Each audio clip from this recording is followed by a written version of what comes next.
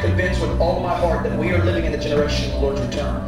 That we are living in a generation where we're going to see the greatest glory released upon the church, and we're going to see the greatest crisis released in the earth that we've ever seen before. I'm telling you, we are moving into these days, and I'm telling you, the church has no clue about it.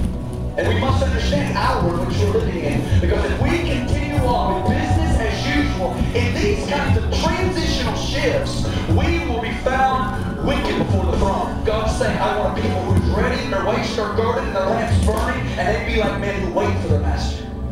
As the days of Noah were, so also will the coming of the Son of Man be. As it was in the days of Noah, so it will be. There will be real human vessels apprehended by the Lord. Real human vessels brought into the fellowship of God's heart. Brought into the emotions of God's heart. That our God sees. I'm going to tell you, generation, we have to begin to wage war on these false ideas that tells us that our God is a stoic, detached being. That is far, far away, that is just detached from the affairs of men. I want to tell you, He is not like any other God. He is the God who is in our midst. He's the God who sees. He's the God who hears. He's the God who feels. He's the God who acts swiftly for the sake of love.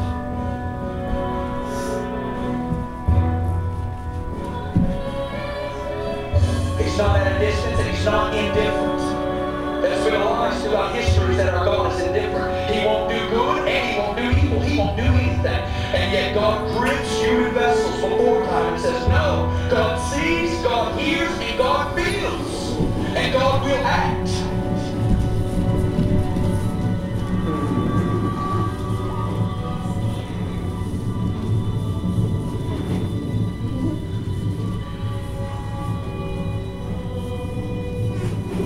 Now He looks down the walls of eternity to the second coming of Jesus, and He says, oh yes, they're going to be building an ark too. Watch therefore, for you don't know what hour your Lord is coming.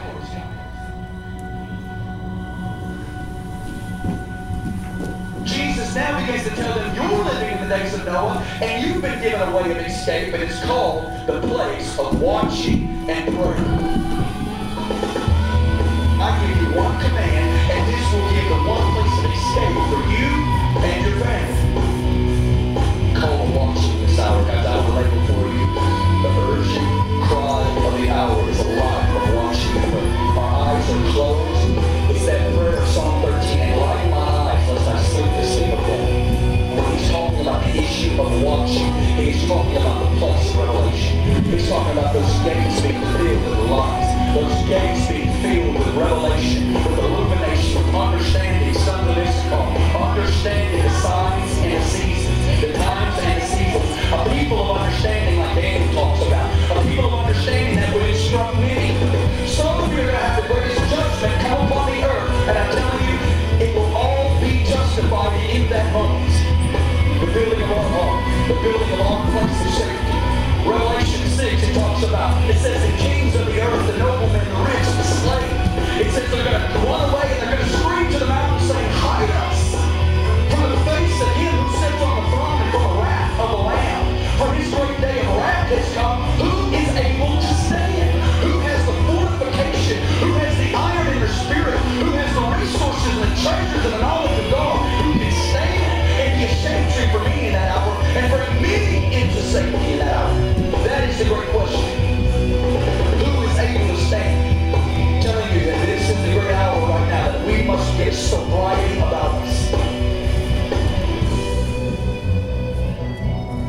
Jesus speaking, but take heed to yourself, lest your hearts be weighed down with carousing, drunkenness, and the cares of this life, and that day come on you unexpectedly. He says, for it will come as a snare